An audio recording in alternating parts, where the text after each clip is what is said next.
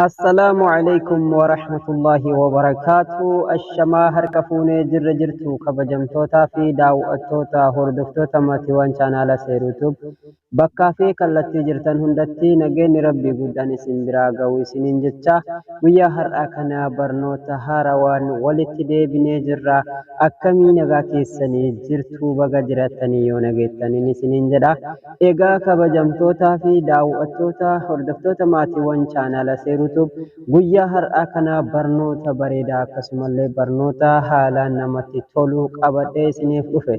Barnoonni guyyaa har'aa kunillee akkaataa itti AdSense irra dhaquudhaan AdSense keessatti maallaqa keessan itti ilaallatan jechuudha. Namoota moonii ta'an warri moonii taatan barnoonni kunis ilaallataa jechuudha. Hedduun keessan akkasuma immoo yuutuubaroonni haaraan warri amma moonii ta'an waan kana hin beekanii jechuudha. Kanaaf karaa laafaadhaan akka itti isin argachuu dandeettan isinitti argisiisaa jechuudha. Obboleeyyan chaanaalii kanaaf haarawaa taatan mallattoo subscribe kana tuquudhaan akkasumallee notificationaa asitti isiniif baatu tana irra mallattoo beelii tanarra tuqaa sana booddee as jala dhufuudhaan alloo kan jedhu kana irratti deeffadhaa isiniin jedha. Akkasumallee barnoota isin darbe argachuudhaaf mata duree YouTube mata duree maqaa kiyya kanarra gadha'uudhaan mallattoo playlistii yookaan viidiyoo kana jala dha'uudhaan as keessaa argachuu dandeettanii isiniin jedha. Barnoota kan barnootaatis ta'ee viidiyoolee garaagaraa hedduutu as keessa jira jechuudha.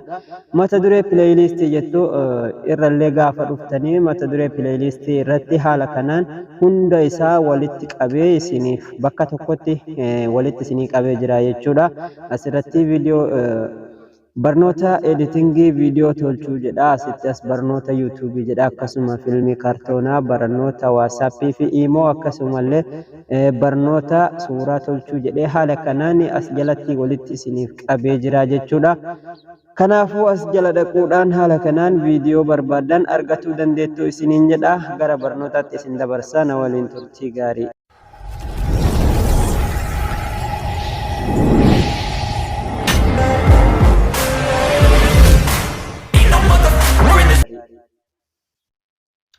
Eegan gara barnootaatti isin dabarseen booda Google Chrome fayyadamna jechuudha. Maallaqa AdSense irra qabnu sana laallatuudhaaf Google Chrome fayyadamna jechuudha. Google Chrome erga fayyadamnee Google Chrome keessatti mallattoo asirratti jechuudha sanduuqa search kana irratti dhaawatuudhaan sana booda AdSense jenneeni barreeffannaa jechuudha. Haala kanaan adsense.com jettanii haala kanaan barreeffachuu jechuudha. Haala kanaan osoo walirraa hin siqsinee barreeffattanii jechuudha. Haala kanaan erga barreeffattanii jala kana gabbuudhaan go kan jedhu kana fayyadamtanii jechuudha.